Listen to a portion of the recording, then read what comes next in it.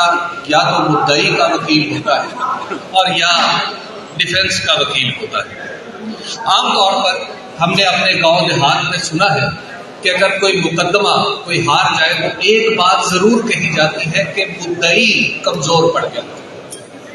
یہ بھی کہا جاتا ہے کہ مدعی نے سودا کر دیا۔ یہ بھی بتایا جاتا ہے کہ مدعی نہیں چاہتا تھا کہ یہ مقدمہ آگے چلایا جائے۔ میں نے بعض کیسز پڑھے ہیں جن میں بتایا گیا ہے کہ عدم پیروی کی وجہ سے کوئی دعویٰ خارج کر دیا گیا۔ پاکستان میں ہمیشہ ایسا ہی ہوتا آیا ہے کہ پاکستان میں دستور کے دعوے دار بھی جب عدالت میں دعویٰ لے کے جاتے ہیں تو عام طور پر ہمارا مدعی کمزور پڑ جاتا ہے۔ اس میں وکیل کا قصور ہوتا ہے، نہ جج کو قصور دینا چاہیے۔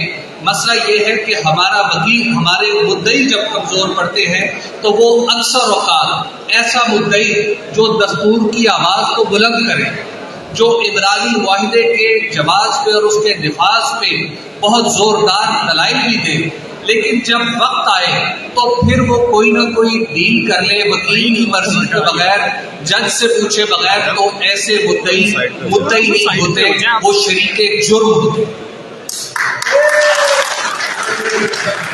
پاکستان کے نظام پہ اس وقت جو بوجھ پڑا ہے وہ یہی بوجھ ہے۔ ہر مدعی ایک بوجھ لے کے وکیل کی مدد سے عدالت کے سامنے پیش ہوتا ہے، اور اس کا دعویٰ دراصل نظام انصاف پر ایک بوجھ ہوتا ہے جو عدالت میں بیٹھا جج وکیل کی مدد سے اس نظام سے ہٹاتا ہے۔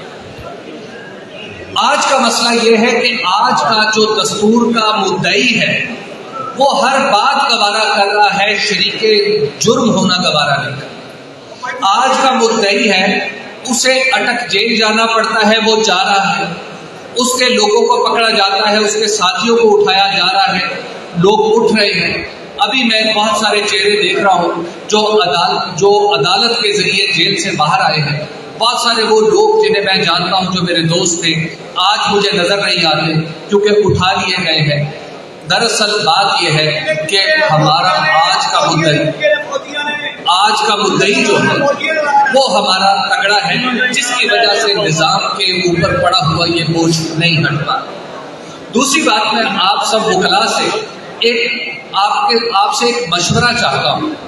یہ بتائیے کہ مجھ سے 1973 میں یہ وعدہ کیا گیا تھا کہ تم کے پنجاب کے شہری ہو، تم کے پاکستان کے شہری ہو، اگر تمہارے صوبے کی اسمبلی ٹوٹی، اگر تمہارے وفاق کی اسمبلی ٹوٹی تو 90 دن میں الیکشن ہوں گے۔ یہ مجھ سے وعدہ کیا گیا تھا۔ میں اسی وعدے کے تحت پاکستانی ہوں، میں اسی وعدے کے تحت پنجابی ہوں۔ یہاں پر سوال اٹھتا ہے کہ جب میری اسمبلی توڑی گئی اور پھر جب دستور کے مطابق اس کو عدالت میں چیلنج کیا گیا اور عدالت نے بھی ایک فیصلہ دے دیا، تو مجھے یہ بتائیے کہ کیا میں اس ٹوٹے ہوئے عمرانی معاہدے پر کیا توہین عدالت کر سکتا ہوں؟ کیا میں عدالت کے سامنے یہ استغاثہ لے کے جا سکتا ہوں کہ میرے حق میں جو فیصلہ آپ نے دیا تھا الیکشن کا، اس پر عمل درآمد نہیں ہو رہا؟ تو مجھے عدالت یہ بتائے، مجھے آپ لوگ یہ مشورہ دیں کہ آخر اس الیکشن کے نہ ہونے کا اور میرے ساتھ جو وعدہ کیا تھا دستور نے اس کے ٹوٹ جانے کا انجام کیا ہوگا، اور کون شخص ہے جس کے خلاف مجھے توہین عدالت کرنی ہے؟ کیا مجھے عدالت کے جج کے خلاف توہین عدالت تو نہیں کرنی؟ کیا مجھے کسی اور کے خلاف توہین عدالت تو نہیں کرنی؟ مجھے یہ بھی بتایا جائے اور آپ سب لوگ اس قوم کی رہنمائی کریں کہ یہ توہین عدالت دراصل کس نے کی ہے۔ اب جس نے بھی کی ہے یہ آپ نے ہمیں بتانا ہے۔ لاسٹلی میں عرض کروں گا آپ سے کہ جناب علی، پاکستان وہ ملک ہے کہ جہاں پہ سینکٹیٹی آف کانٹریکٹ ہمیشہ سے کوشچن مارک لگا رہا ہے اس کے اوپر۔